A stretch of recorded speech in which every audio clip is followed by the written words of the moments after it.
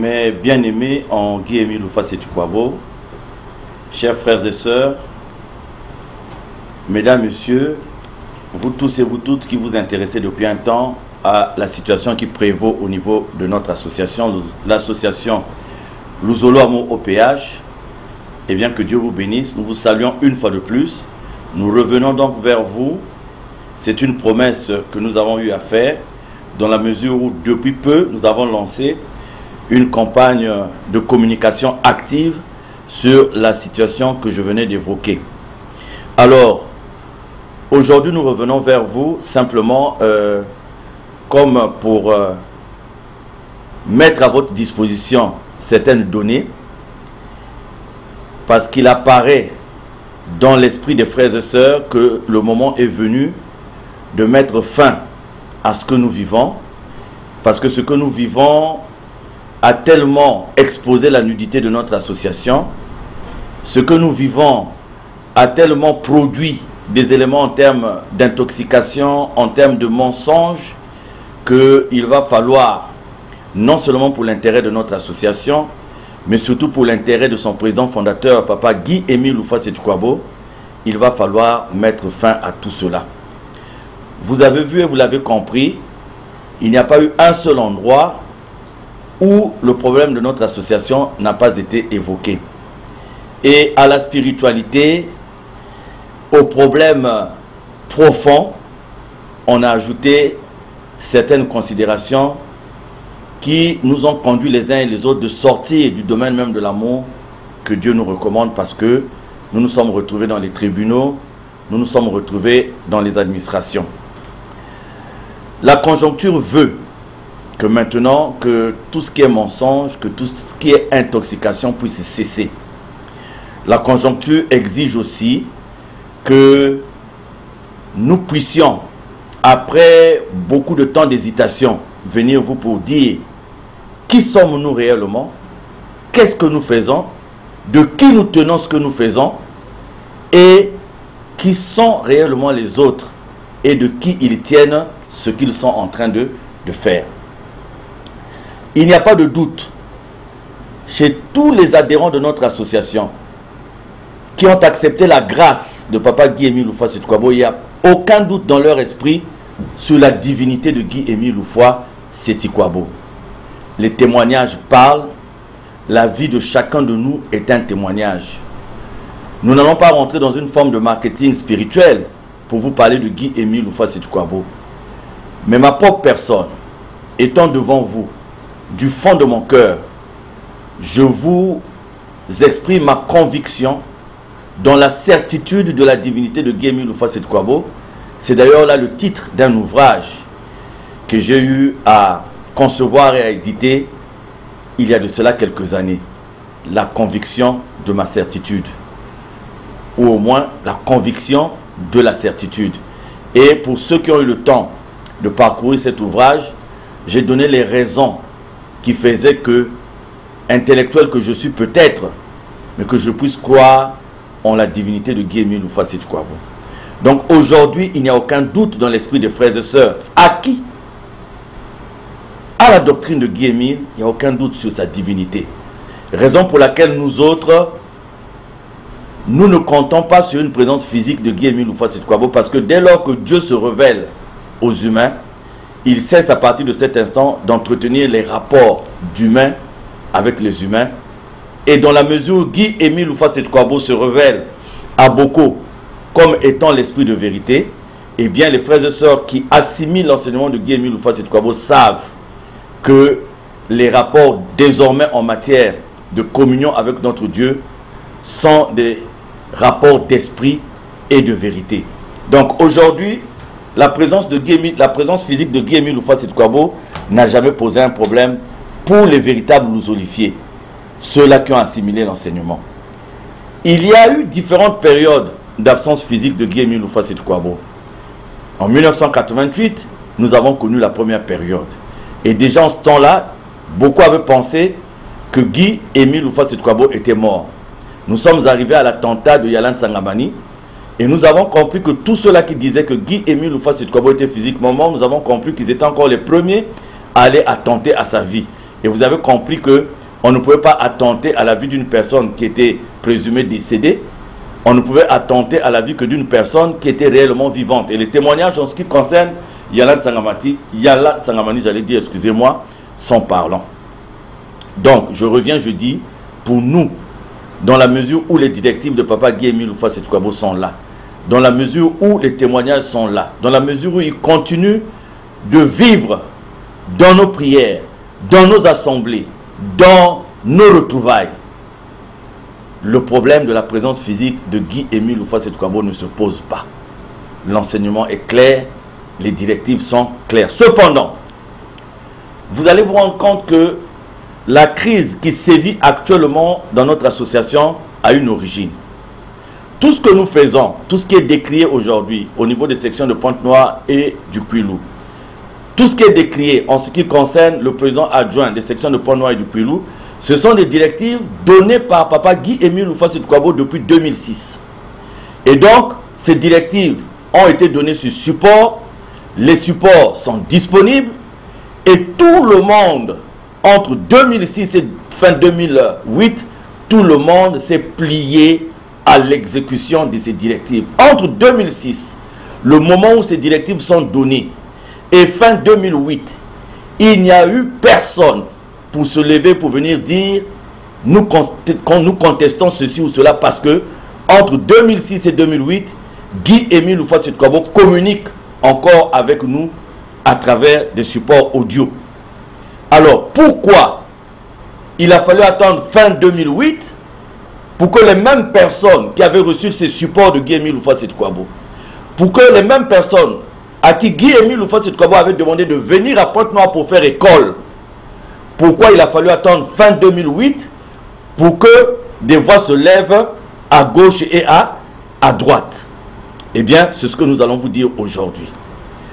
Nous allons vous dire certaines choses parce que nous pensons que les investigations que nous avons eu à mener à gauche et à droite nous donnent suffisamment d'éléments clairs, suffisamment d'éléments concrets pour vous dire que dans la divinité de Guy-Émile Houphouët-Boigny, certains d'entre nous n'ont pas assimilé l'enseignement.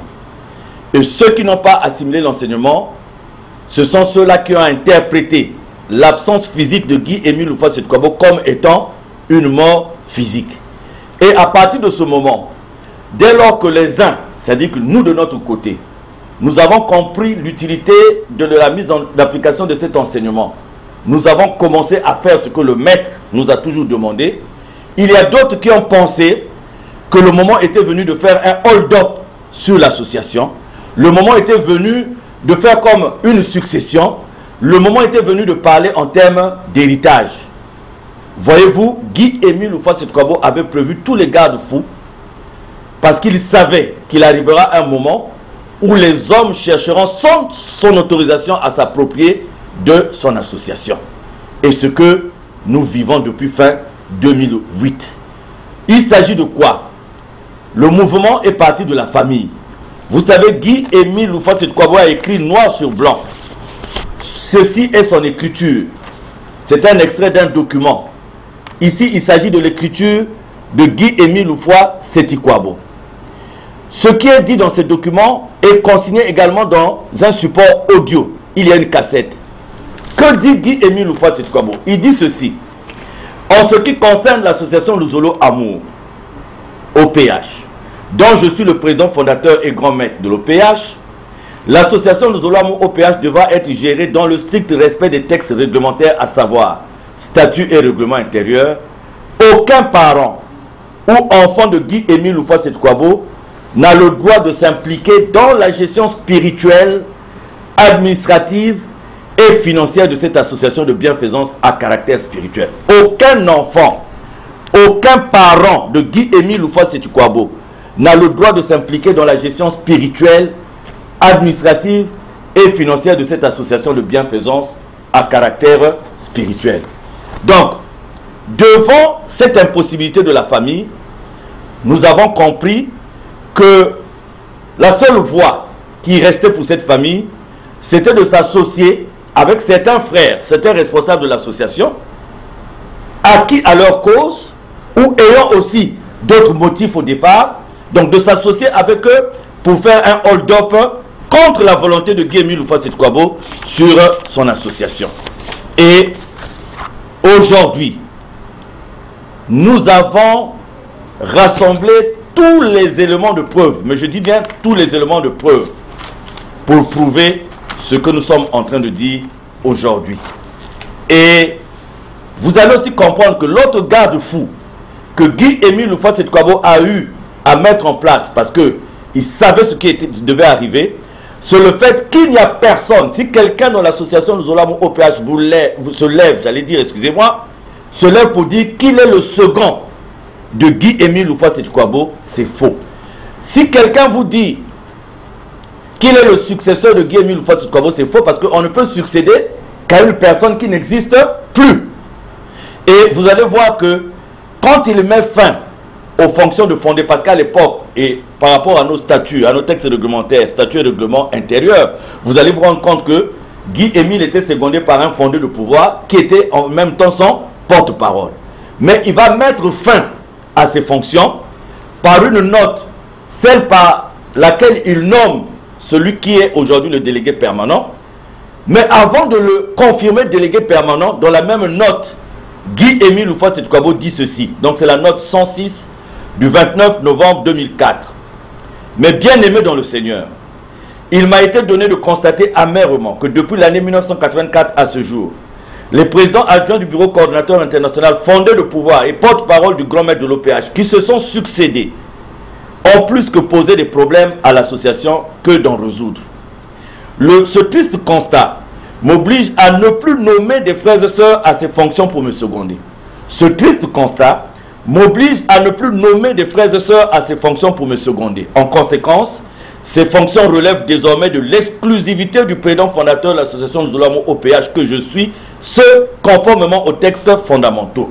Cependant, je me réserve le droit de conférer occasionnellement à n'importe quel responsable de l'association Nzolamo OPH la qualité de porte-parole du grand maître de l'OPH, comme je le fais depuis un certain temps pour des directives ou orientations précises. Nous allons revenir sur ce paragraphe, il est important, vous allez comprendre pourquoi.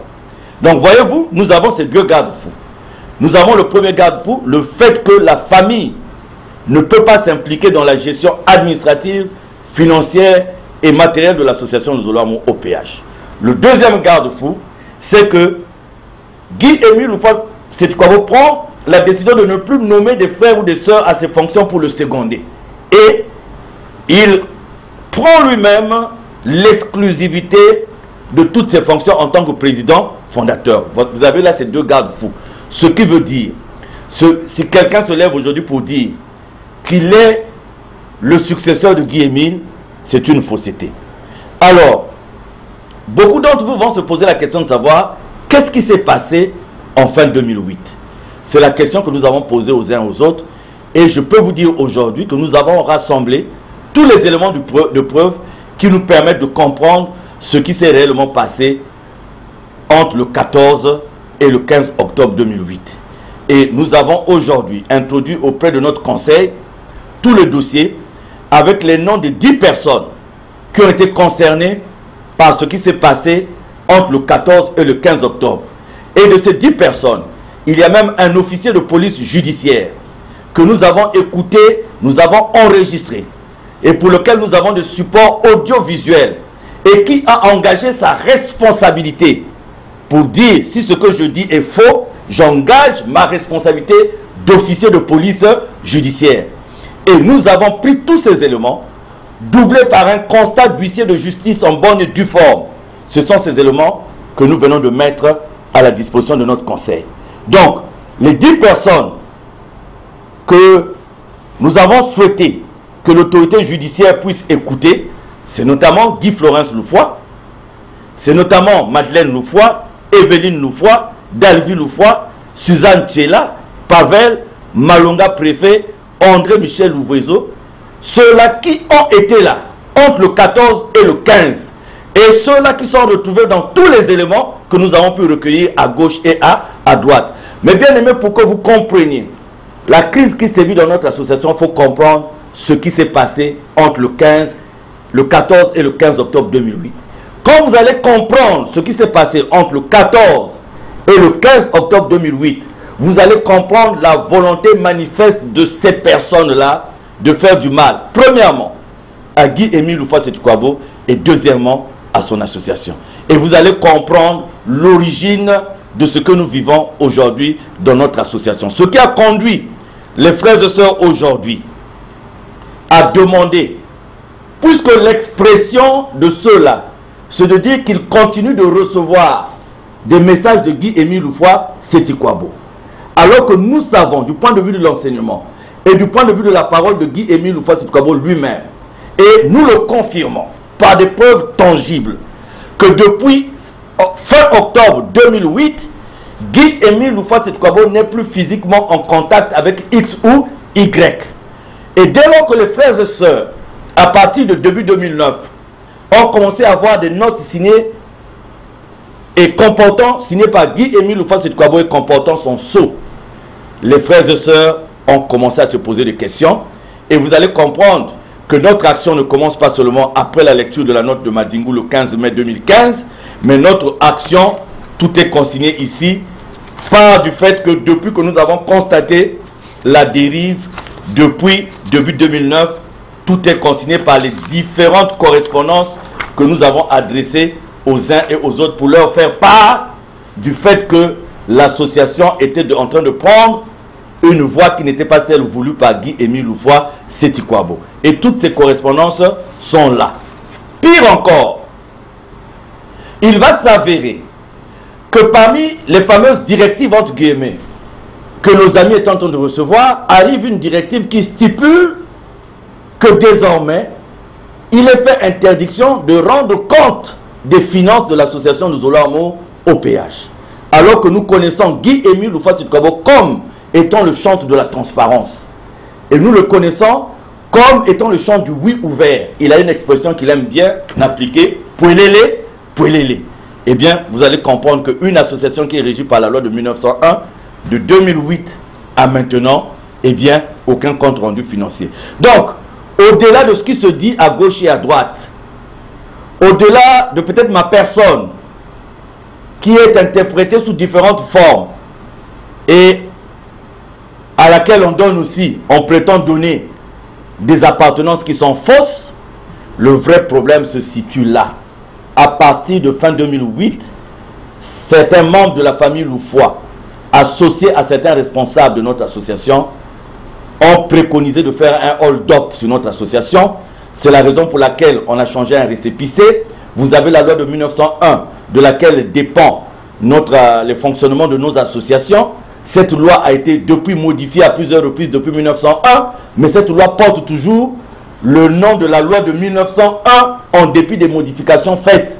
Et les modifications faites sur notre association, à partir de la commission ad hoc à laquelle j'ai pris part, et qui n'avait pour but que de changer le statut et le règlement intérieur, ce que nous avons fait, ce sont les documents que nous utilisons aujourd'hui, eh bien, il n'y avait aucunement une directive de Guy-Émile Houphouët-Sétikwabo pour changer la date de naissance de son association, c'est-à-dire le récépissé. Et nous avons aussi, par voie de huissier de justice, par constat dûment établi, nous avons aussi découvert la supercherie en nous rendant à la direction générale de l'administration du territoire. Donc vous comprenez, mes bien-aimés, que le bruit qui se fait à gauche et à droite est inutile parce que ceux qui font ce bruit savent ce qu'ils font et sont devant des responsabilités graves, sont devant des responsabilités importantes et doivent répondre de la gravité de ce qu'ils ont eu à commettre en prenant en otage des milliers et des milliers de frères et sœurs. Mais bien aimés, si vous comprenez aujourd'hui que la majorité de l'association de Zolamo au Congo et dans le monde entier n'adhère pas à ce faux usage de faux, c'est parce qu'ils sont conscients de la voix du maître, ils sont conscients de l'enseignement du maître, ils ont assimilé cet enseignement et c'est pour cela qu'ils ont refusé de suivre tous ceux-là qui ont leur propre raison. Aujourd'hui, lesquels restent dans cet usage de faux et de l'escroquerie en bande organisée? C'est bien entendu ceux-là qui savent ce qu'ils font, mais aussi une partie de frères et sœurs victimes de l'intoxication, victimes du mensonge. Mais depuis que nous avons entrepris d'expliquer depuis que nous avons entrepris de mettre à la disposition des uns et des autres certains éléments, vous voyez qu'aujourd'hui, au fur et à mesure que nous évoluons, beaucoup de frères et sœurs sont en train de nous rejoindre parce que ce combat n'est pas un combat nominal au nom de X ou Y, mais ce combat est pour la défense de la vérité de Guy-Émile Houphouët-Séti Kouabo. Alors, nous sommes intervenus aujourd'hui pour vous dire que nous allons petit à petit mettre à votre disposition des éléments qui vous prouvent la fausseté. Et vous avez entendu la dernière fois l'une des filles de papa Guy-Émile Houphouët-Séti Kouabo. Vous avez un élément sur les contradictions de ces différentes personnes. Et nous allons vous mettre d'autres éléments pour vous montrer la fausseté. Vous allez voir une personne dont on dit qu'elle serait décédée en 2008. Et pourquoi les gens sont allés fabriquer des extraits de main courante sur un prétendu décès de Guy-Émile Houphouët-Séti Kouabo, mais des extraits de main courante faits le 16 septembre 2014, alors qu'il parle d'une situation qui s'est déroulée en 2008. Il y a eu véritablement un problème. Mais est-ce que c'est la situation que les gens exposent, telle que c'est exposé là? Point d'interrogation. Vous savez, quand vous avez des gens qui jouent avec la vie des autres, qui jouent même avec la dignité de l'homme, alors c'est facile de comprendre que s'ils sont arrivés à ce stade-là, ils sont capables d'arriver à pire que ça.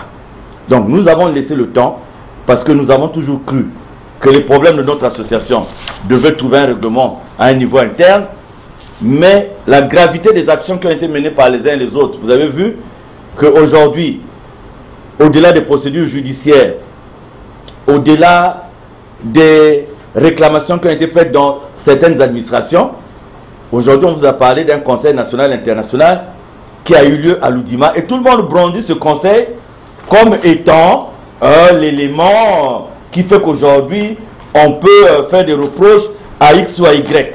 Et tout le monde parle le conseil national, le conseil national. Ceux qui ne sont pas dans le Zolo, ils peuvent être dupés, mais ceux qui sont dans le Zolo ne pourront jamais être dupés parce que là vous avez ici nos statuts, et quand vous avez nos statuts, vous allez à l'article 6, quand on parle de ce fameux conseil international, qui est d'ailleurs appelé CI dans l'article 6 de nos statuts, on va vous dire que le conseil international fait office d'assemblée générale qui se réunit sur convocation du président fondateur de l'association du Zolo OPH. Article 7, le conseil international regroupe en son sein les membres du bureau coordinateur international, les membres de bureaux nationaux, les présidents adjoints des bureaux coordinateurs et quelques individualités. Quand vous allez à l'article, vous allez maintenant, vous prenez notre règlement intérieur et que vous allez dans son article 11, vous allez voir qu'il est spécifié de façon claire la nature et le rôle du conseil international. On dit l'organe consultatif de l'association Zolo OPH est le conseil international. Il est convoqué sur décision expresse du président fondateur. Donc il s'agit d'un organe consultatif qui ne prend pas de décision. Donc premièrement, il est convoqué par le président fondateur. Deuxièmement, s'il y a des recommandations qui sont prises pendant ce conseil, eh bien, ces recommandations doivent être entérinées par le président fondateur. Mais vous voyez que dans leur goût du faux, on a transformé un conseil international consultatif en un organe de décision. Et il y a des intellectuels dans le Zolo qui se laissent avoir par ce petit jeu, alors que nous avons les textes qui sont là devant nous. Mais vous voyez, même en matière d'administration de l'État, on va vous dire que des lois qui sont prises à l'Assemblée générale par les députés élus par le peuple, ces lois pour être promulguées doivent avoir la signature du président de la République. En droit constitutionnel, c'est clair. Et là, l'organe consultatif qui est le Conseil international, d'abord, avant que les gens s'asseyent pour des gens dignes, respectueux de la vérité, ils devaient d'abord poser la question de savoir à ceux qui ont convoqué, donnez-nous le support par lequel le président fondateur a convoqué le Conseil. Or, n'ayant pas de support, ce Conseil ne devait jamais se tenir. Vous voyez la forme. Quand vous prenez le document, on dit au nom de la hiérarchie suprême. Ça n'existe pas, la hiérarchie suprême. N'existe dans notre texte que président fondateur de l'association, qui est la hiérarchie, point. Il n'y a pas une hiérarchie suprême, une hiérarchie intermédiaire, une hiérarchie secondaire. Il y a une hiérarchie sur un plan vertical et sur un plan horizontal. C'est-à-dire, aujourd'hui, le rédacteur en chef de la RTOPH a pour hiérarchie le directeur de la RTOPH. C'est sa hiérarchie, avec des fonctions définies, avec des fonctions déterminées. Pour ma part, j'ai sous moi des sections d'arrondissement. Les présidents de ces sections d'arrondissement ont pour hiérarchie ma personne. Et moi, j'ai pour hiérarchie le bureau coordonnateur. C'est ça la hiérarchie. Mais ce n'est pas chaque hiérarchie, à chaque échelon, à chaque maillon, et constituer un maillon de la chaîne, a des attributions fixes. Ce n'est pas parce qu'on va vous appeler en termes de hiérarchie que vous avez maintenant toutes les fonctions, y compris les fonctions de président fondateur. Donc, à quoi jouent les intellectuels qui se laissent entraîner par ce genre de mensonges? Quelles sont les motivations de tous ces gens-là qui se laissent entraîner par ce genre de mensonges? Alors, mesdames, messieurs, vous avez compris que depuis l'Assemblée générale que nous avons tenue ici au niveau des sections de Pont-Noir et du Kouilou, nous avons dit trop c'est trop. Quand vous prenez, je n'ai pas envie de revenir sur la litanie des motifs évoqués dans la résolution parce que vous qui n'êtes pas dans le Zolo, vous n'allez peut-être pas comprendre, mais ceux qui sont dans le Zolo vont comprendre qu'il s'agit d'un tissu de mensonges. Quand les gens arrivent jusqu'à contester les directives données par Guy-Émile Houphouët-Sétouabo en disant, considérant que tel monsieur a engagé l'association dans les partenariats alors qu'il s'agit là des directives données par le président fondateur, vous comprenez que c'est des gens qui ne sont plus avec le président fondateur. Donc, en conclusion, mes bien-aimés, le peuple de Luzolo ne veut plus qu'on accorde de l'importance à tous ces gens-là. Parce que nous avons tous les éléments pour démontrer le faux et l'usage de faux. Et ces gens-là doivent répondre de la gravité de ce qu'ils ont eu à faire. L'amour de Dieu nous a recommandé d'être avec eux, de tendre la main, d'essayer de régler ce problème en interne. Mais le constat fait aujourd'hui est que les gens ont d'autres ambitions et nous sommes nous aussi déterminés à amener sur la place publique ce qui prouve que ce qui se fait depuis là, c'est du faux et c'est carrément du faux. Vous savez, des gens qui prient ne peuvent pas souhaiter la mort des autres. Des gens qui prient, qui sont convaincus qu'ils ont reçu des directives de Dieu, qu'ils ont reçu des instructions de Dieu, ne peuvent pas être là pour s'appuyer sur des autorités de la terre pour régler des problèmes qui au départ selon sont des problèmes de Dieu. Donc voilà ce que tous ces gens doivent retenir, c'est que ce qui est de Dieu est de Dieu. Il y a l'irréversibilité de la volonté de Dieu parce qu'aucun humain ne peut transformer la volonté de Dieu. La conclusion ne peut pas transformer la volonté de Dieu. La corruption ne peut pas. Le trafic d'influence ne peut pas. Même les relations, l'argent ne peuvent pas arriver à mettre fin à ce que Dieu a voulu. Alors, ce que nous demandons aujourd'hui à tous les frères et sœurs de notre association, c'est de ne plus accepter ce genre d'ineptie et en le faisant, de se remettre au travail parce que pendant un an, le 15 mai, nous allons, le 15 donc de ce mois, nous allons arriver à une année depuis qu'a été publiée cette note de Madingou. Et qu'avons-nous fait pendant cette année-là? Nous avons accusé les autres dans les tribunaux, nous avons traîné les autres dans les commissariats, nous avons menacé les autres de mort, nous avons fait ce qui n'est pas digne d'un spirituel. Nous nous appelons Luzolo Amour, le nom de notre association nous l'avons et en dialecte et en français. Amour qui revient 2 fois. Mais je pense que pendant un an, nous n'avons pas montré aux uns et aux autres ce que c'est que cet amour. Alors, ceux qui ne comprennent pas que ce qu'ils font n'aboutira absolument à rien, doivent prendre le courage de revenir en arrière, doivent prendre le courage de déclarer qu'ils étaient dans la fausseté. Mais pour notre part, pour tous ceux-là qui continuent encore à accorder de l'intérêt à ces gens, nous vous disons que la détermination des frères et sœurs à faire éclore la vérité est tellement forte, parce qu'elle est appuyée par Dieu, que rien, absolument rien, ne viendra modifier ce que Dieu a établi. Il ne s'agit pas pour nous de nous cramponner à des postes ou à nous cramponner à quoi que ce soit, non. Mais il s'agit pour nous d'être fidèles à ce que Guy-Émile Houphouët-Sétouabo nous a demandé. Il est temps, mes frères et sœurs, de remettre l'honneur et la dignité à la mission de Guy-Émile Houphouët-Sétouabo. Il est temps de mettre en pratique le but de notre association. Merci à vous tous. Nous avons mis auprès de certains médias d'autres éléments. Et donc, à partir de ce soir, de demain et du jour à venir, vous aurez des éléments complémentaires qui viendront vous prouver ce que nous faisons. Quant aux éléments de preuve recueillis et qui sont là, Ce sont des éléments qui ont été mis à la disposition de notre avocat conseil parce que nous pensons que le moment est aussi arrivé. Nous n'avons jamais porté plainte. Nous n'avons jamais accusé X ou Y.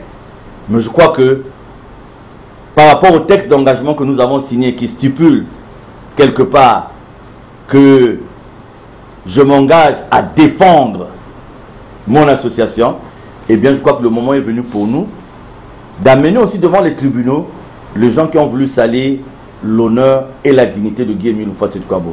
Nous avons foi aux juges de la République. Nous avons foi au système judiciaire de la République parce que nous avons déjà remporté 2 procès et nous sommes maintenant prêts à présenter tous ces usurpateurs devant la justice sur la base de ce que je venais de vous dire.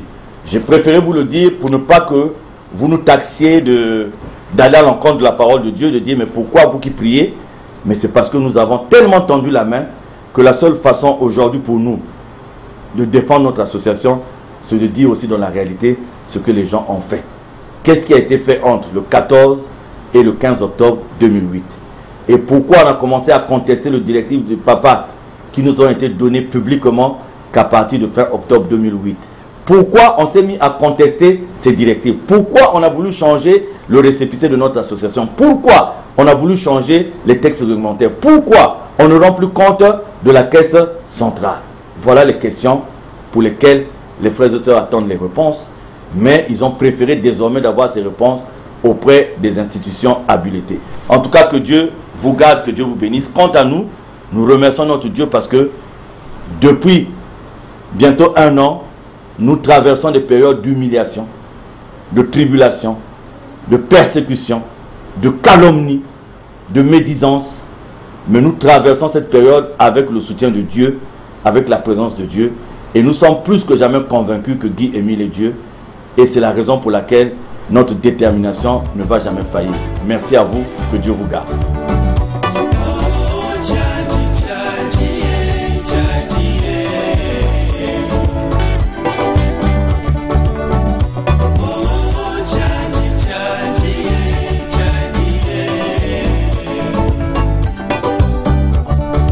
Banisa Jisaka Bajini Jilufwa Loani